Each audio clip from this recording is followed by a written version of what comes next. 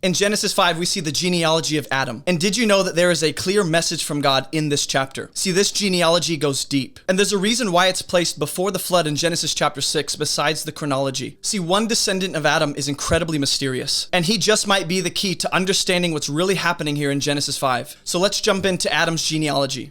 I know this is the chapter that most people want to skip because it's boring and it doesn't really matter for a lot of people, but when you understand what God is actually revealing in the genealogy of Adam as it relates to the rest of Scripture, it will probably blow your mind the way it has mine. So to summarize this chapter, Adam has a son, who has a son, who has a son, and so on until we get to Noah. If you were to take 2 words and summarize this whole chapter in 2 words, what captures the heart of this chapter?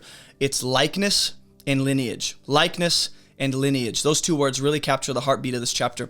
Also, some keywords to look for as we navigate this chapter in one small video. Keywords to look for, depending on the translation you're using. In the ESV, pay attention to the word died, fathered, lived, years, sons and daughters. There's essentially a pattern that gets put on repeat with each consecutive child.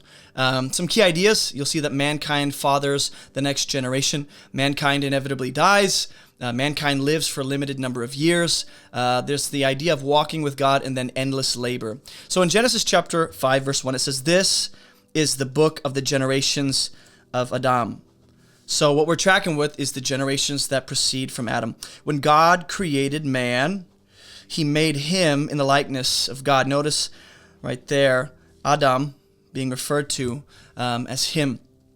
Okay, so what we need to know about Genesis, just the entire narrative up to this point, is that, when we think about Cain's genealogy in Genesis chapter 4 and the descendants that come from him, this right here, Adam's son Seth and his line, are going to stand in stark contrast to the genealogy of Cain. So you essentially have 2 competing lines, 2 competing genealogies. And also note the fact that mankind was created. Mankind was created to be blessed, and mankind was named. As the pinnacle of God's creation in Genesis chapter 1 and 2, man is made in the likeness of God. And so what we'll see just right here, and even in Genesis chapter 2 and 3, when God brings Eve to Adam, we're going to see that Adam is both an individual that represents a race, the human race, Adam. He's a person. And at the same time, it's the name given to mankind. Both man and woman are referred to collectively in a singular way. They're referred to as Adam. Okay, so it might be kind of confusing, maybe not even necessary, but just something to note here. Okay, male and female, he created them. So it goes from the him to the them, just to let you know that Adam, the singular human being that God created from the dust outside the garden, brought him in, right? And then from his side comes woman. He names Eve, or woman, and then in Genesis 3, she's named Eve. We see them as blessed and them as named. So I got ahead of myself when I said that God created man, God blessed mankind, God names mankind.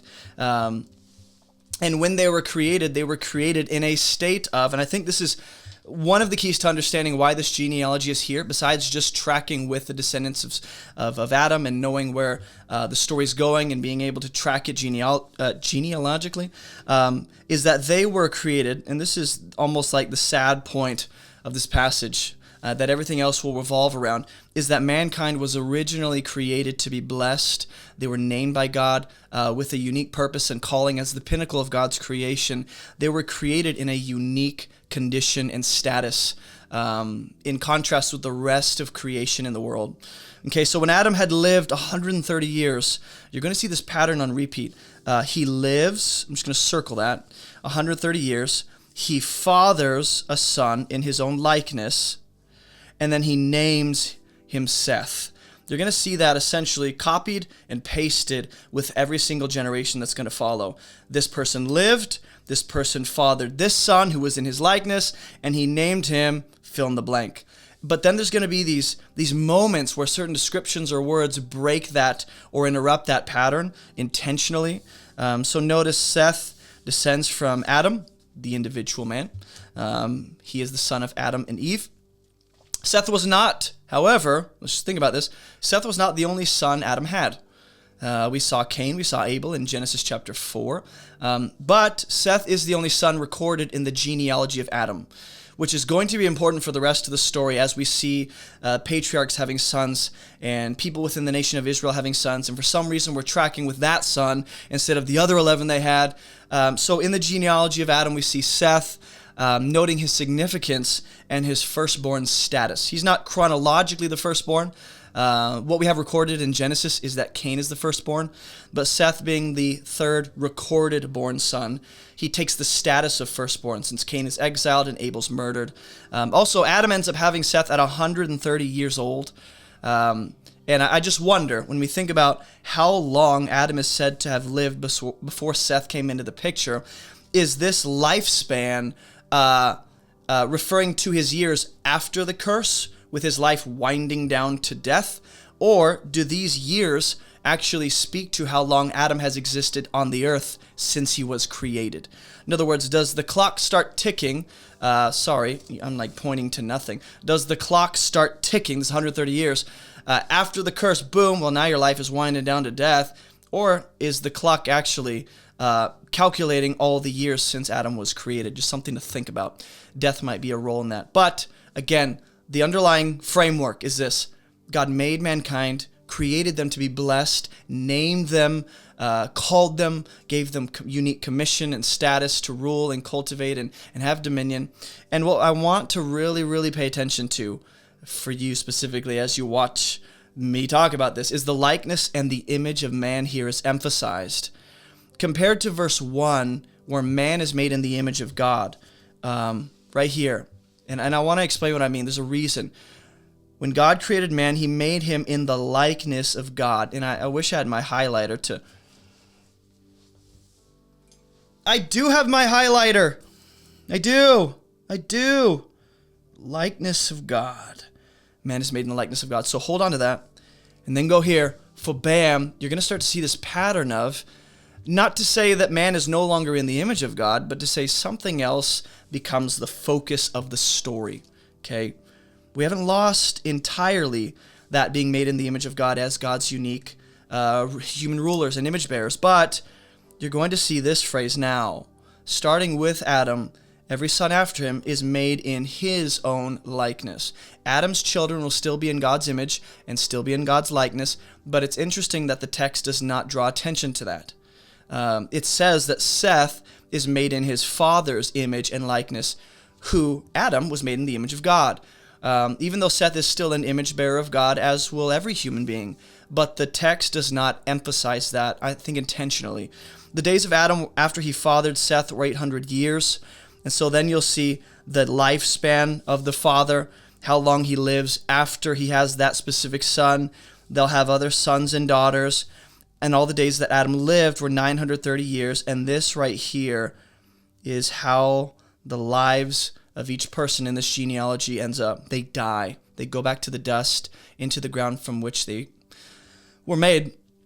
And so you're going to have this pattern. I want you to see this almost template form. Again, a man lives a certain number of years. Then he fathers a son. Just to repeat, I'm a teacher.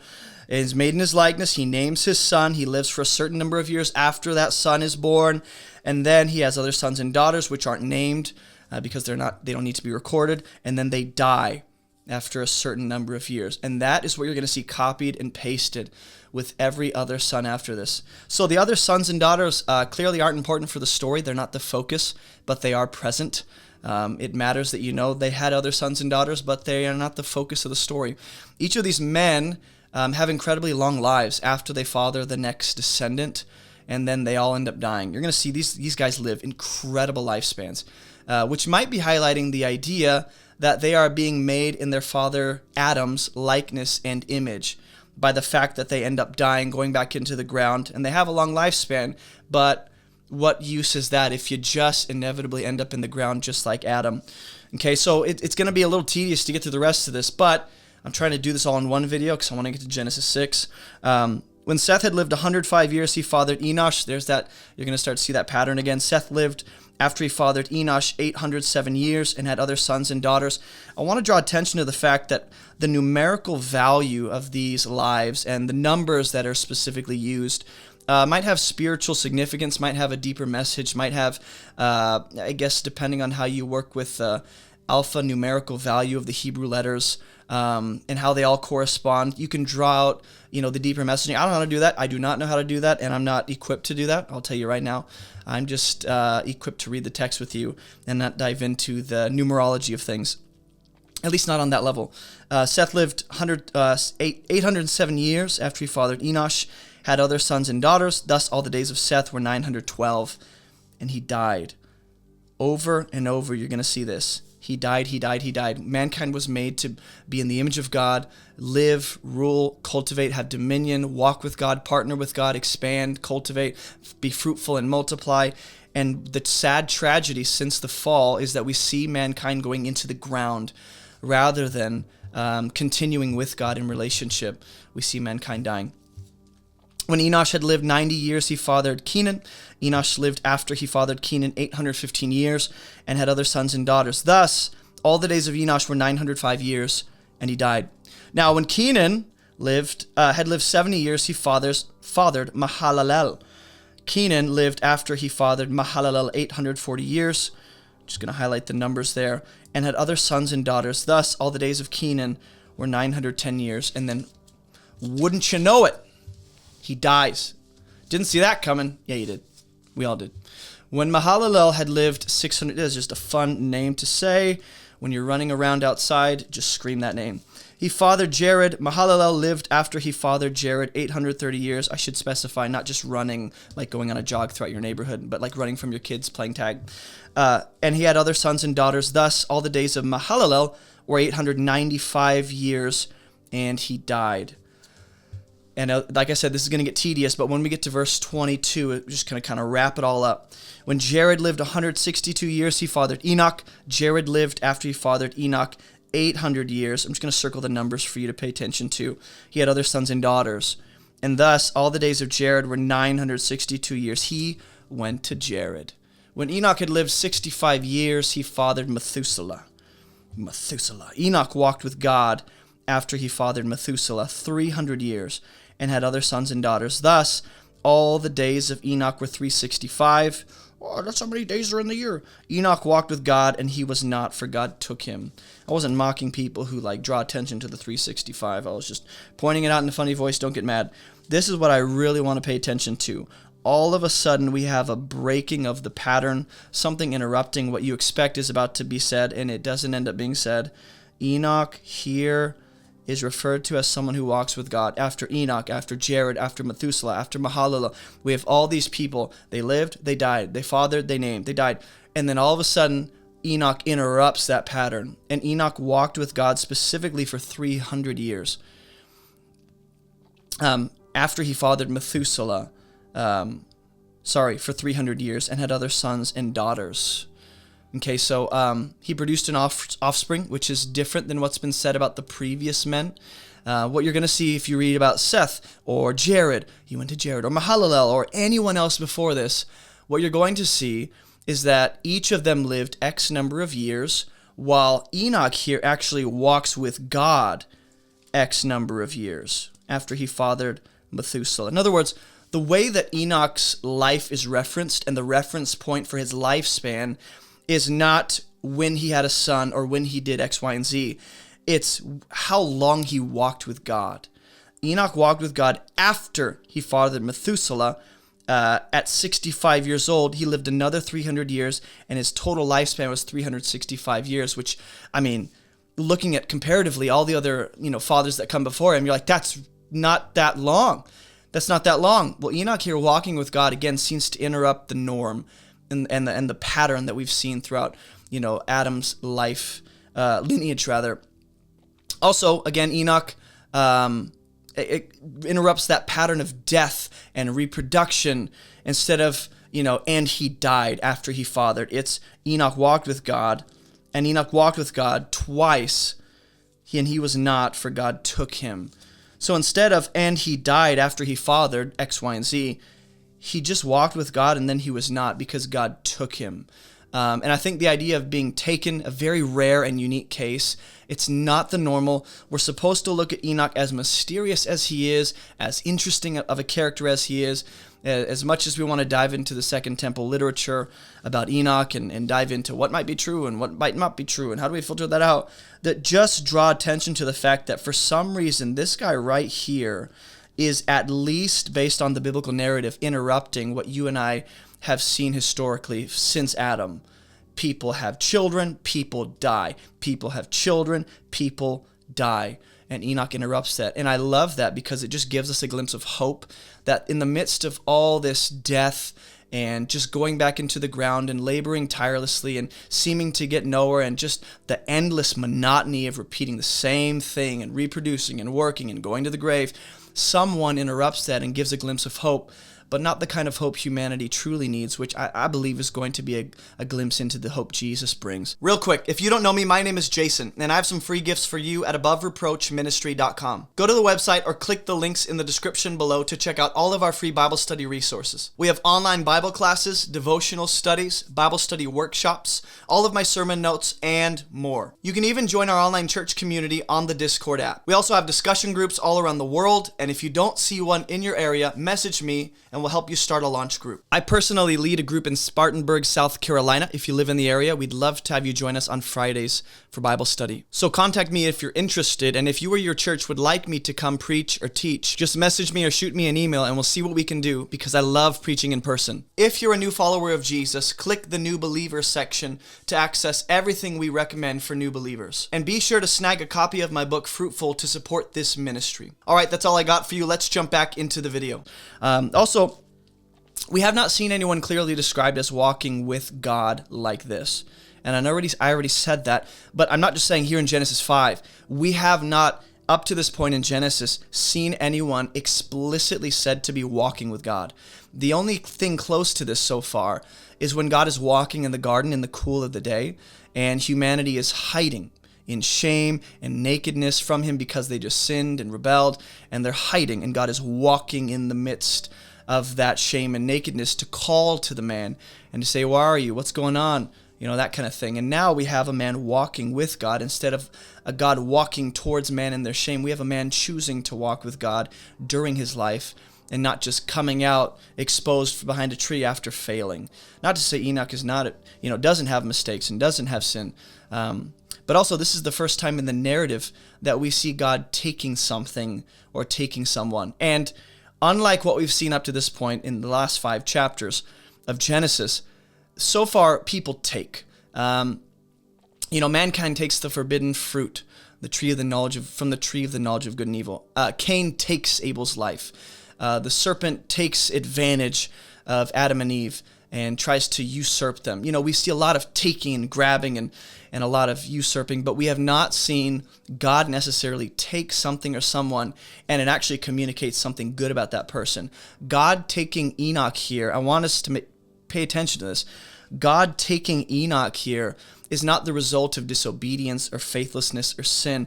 It's the result of Enoch walked with God. And the product of walking with God is that God reaches down and takes him to himself. And that's cool. I think we're all like, I would like that. It depends on how that looked and what that felt like. When Methuselah had lived 187 years, that's Enoch's son, he fathered Lamech. Methuselah lived after he fathered Lamech 782 years. I'll continue circling the years.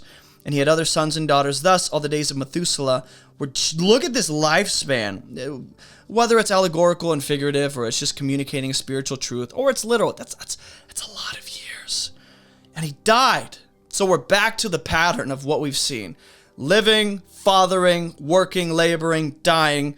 Bummer. When Lamech had lived 182 years, he fathered a son. And this is interesting. We have not seen this yet. He called his name Noah. So I just want to draw attention to this. When we look at Cain's family tree in Genesis chapter 4, and we compare it here with Seth's family tree, you're going to see the name Enoch and the name Lamech in both family trees. We know nothing about Cain's son Enoch as a person or his life. He's like mysterious. The only thing we know about him is that Cain named a city after Enoch, his firstborn son. And we see a very similar Enoch here in Seth's family tree as well. Lamech, in Cain's line, is the only descendant that we hear say something. Just as in this genealogy, the only one talking in Seth's line is also a guy named Lamech. Just something to pay attention to. Also, Cain's Lamech, when we look at Cain's wicked line of descendants and the Lamech that comes from Cain, he speaks of revenge and evil, while this Lamech in Seth's line speaks of rest.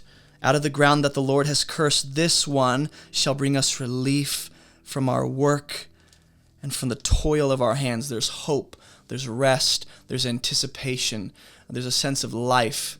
Whereas the Cain and Lamech, or the Lamech in Cain's line, is taking life and revenge and evil. And this Lamech here is all about rest and relief that comes from God. One speaks of taking life, and this one seems to be talking about God giving life through this son Noah. Also, there are two names in both genealogies that are transliterated in English very similarly. Mahalalel, okay, and Methuselah are both sons here in Seth's line, and they sound, at least in the English, not that this even matters, but it's just something to pay attention to. In the English, it sounds similar to two sons we see in Cain's line, which would be Mahuhael and Methushael. Maybe they didn't have much to work with, and they're limited on names, and like, can I get part of your son's name for myself? I'll make it my own. But Lamech here ends up having Noah. Okay, it says, when Lamech had lived 182 years, he ends up having Noah. This is much later in life comparatively with other men that have come before him. Up to this point, we've seen people having children at 65 and 65. I mean, just go back through the genealogy. You're not seeing up there in 182 years people having kids. So the closest we got is Adam. And I want you to think about this. The one who starts this genealogy, Adam in the beginning, he didn't have a son till he was 130. So between Adam and Lamech here, it's a difference of 52 years. But I mean, like, they're both up there, man. On both ends of the genealogical tree, on the family tree, Adam in the beginning, Lamech here towards the end, we have two kids that are born much later in life in the lives of their fathers. And so if we extend this to Noah in verse 32, you're going to see that Noah, at least the three kids that are recorded here, not to get people freaking out, but these three children of Noah here are said to not come into Noah's life until he's 500. 500. That is 5 times the normal lifespan. More than 5 times. Not all of us living to be 100. It's like over 5 times the average lifespan now, and that's when he begins having kids. So I just wonder, by the time we get to Noah and him having kids, we start to have questions. Are these his only kids? Why did he wait so long? Are these the only kids that are listed? Are they the only ones that end up being rescued and brought into the ark? What's going on here? 500 years waiting to have kids. Is this kind of barren situation like Sarah or Elizabeth or Rebecca? But verse 28, back to Lamech. Lamech is the last father in this genealogy. I'm sure you guys have never considered all of this being in the genealogy, so I apologize, it's going on. Lamech is the last father in this genealogy, while Adam was the first. And these are both the only two men in the whole family tree. You can test me on it. In the whole family tree so far, they are the only two men, Adam and Lamech, that are explicitly described as naming their sons. Every other father and son relationship you're going to see, it's just going to say, Mahalalel fathered Jared, and Jared fathered Enoch. But what you're going to see about Lamech naming Noah, or calling his name Noah, is the only other person that explicitly is said to be doing that is Adam, with Seth. And then chapter 4, Seth is going to, if I remember correctly, in Genesis chapter 4, Seth is going to call his son's name Enoch.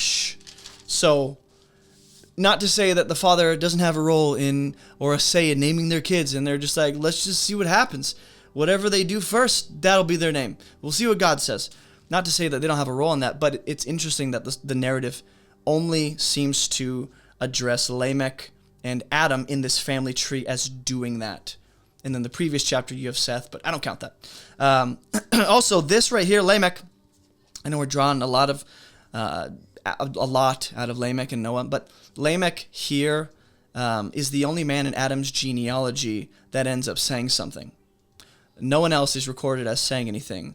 It's summarized as almost a repeat of Adam's original creation story. So what Lamech is going to say here about Noah, out of the ground that the Lord has cursed, one shall bring us relief, or it can actually refer to rest from our work and the toil of our hands. If I could just circle each of these words for you: pain, work, hands, rest and relief, cursing, ground, and being brought out of that ground, and God overseeing that process. Like, there's just so many components of the original creation story of man. Except instead of Adam coming out of the ground to work it, Noah here is brought from the cursed ground to bring relief to mankind and rescue from the painful toil of their labor. So it's almost like an inverted image of Adam, where Adam comes out of the ground, and through his sin, we have painful toil. We have thorns, we have thistles, we have the ground being cursed. Oh man, and then now we return to the ground. Well, that same cursed ground, out of that, Lamech's looking at Noah and saying, this man is almost like a new Adam of sorts. He's almost like supposed to be like a guy who's not an Adam 2.0 like Jesus, but an Adam like 1.1 version who's going to do something different. And instead of bringing toil and pain and difficulty through his sin and bringing a curse upon man, we have this man coming from the ground, bringing relief and rescue from the painful toil. And the toiling of hands is a call back to the original cursing of the ground, as well as Cain killing Abel with his hands. Death and tireless labor into the grave.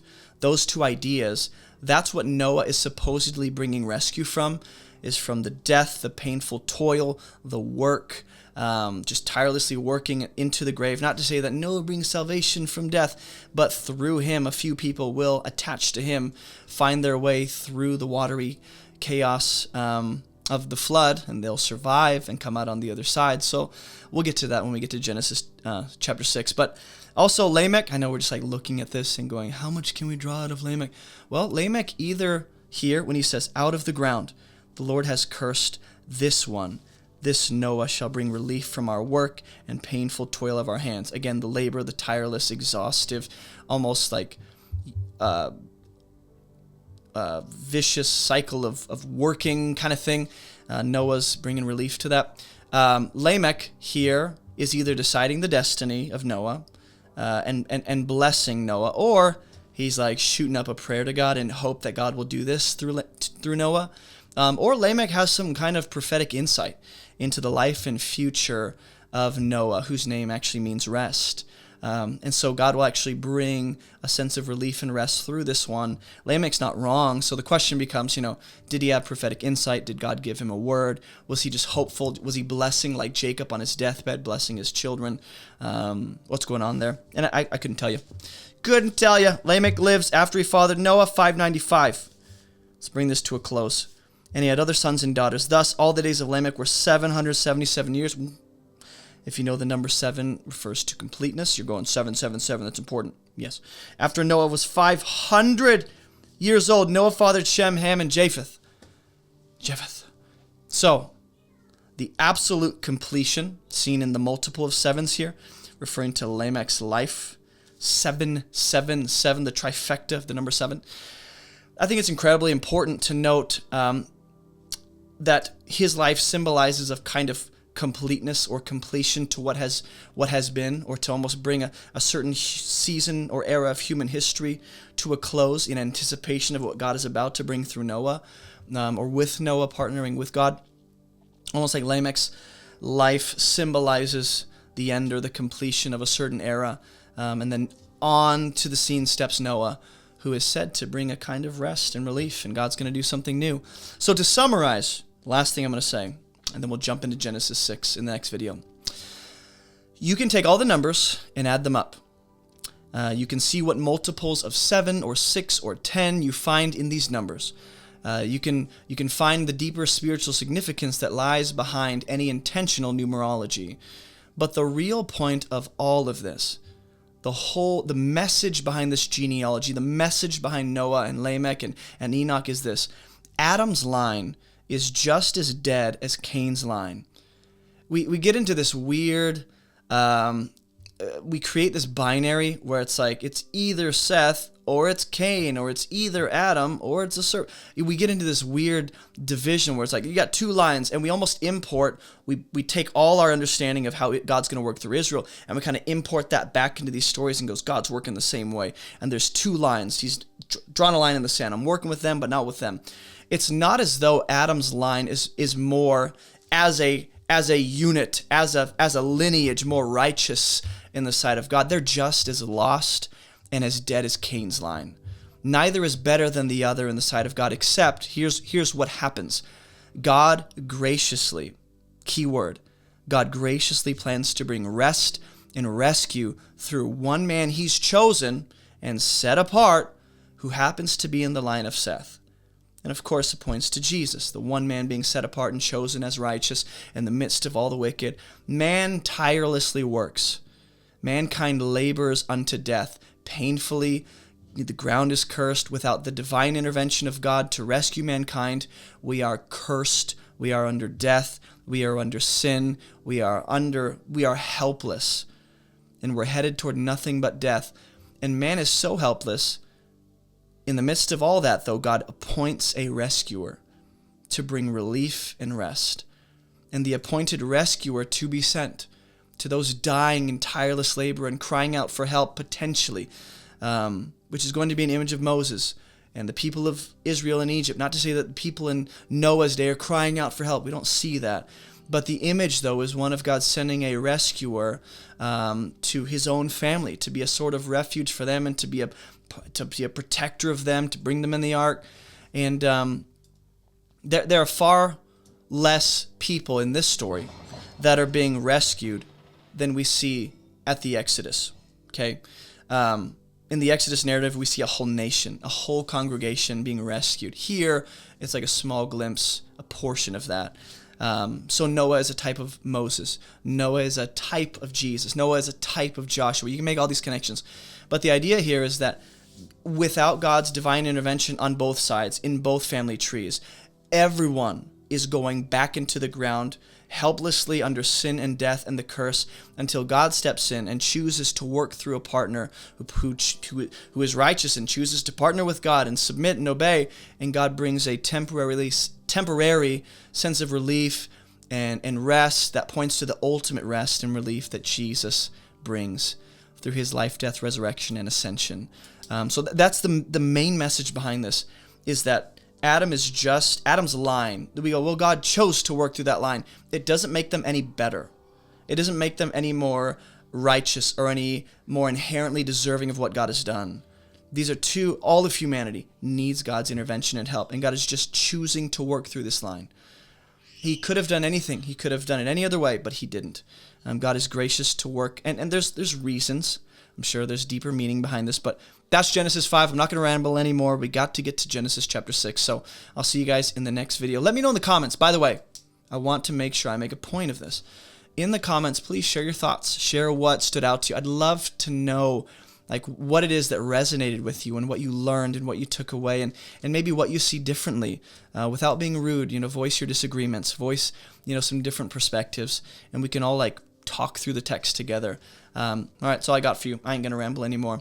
I'll see you guys in the next Bible study walkthrough. Hey, thanks for watching. Don't forget to share your thoughts and your insights in the comments. If you want to share your thoughts and questions about these studies, join us every Thursday evening at 8:30 p.m. Eastern Standard Time for a live discussion together. And thank you for supporting this ministry. Your support helps us accomplish our mission, which is to teach people how to read the Bible so they can live and teach it for themselves. We're only able to make all of these free resources because of generous supporters like you. So thank you very much for all of your support. Make sure to visit AboveReproachMinistry.com to check out all of our free resources.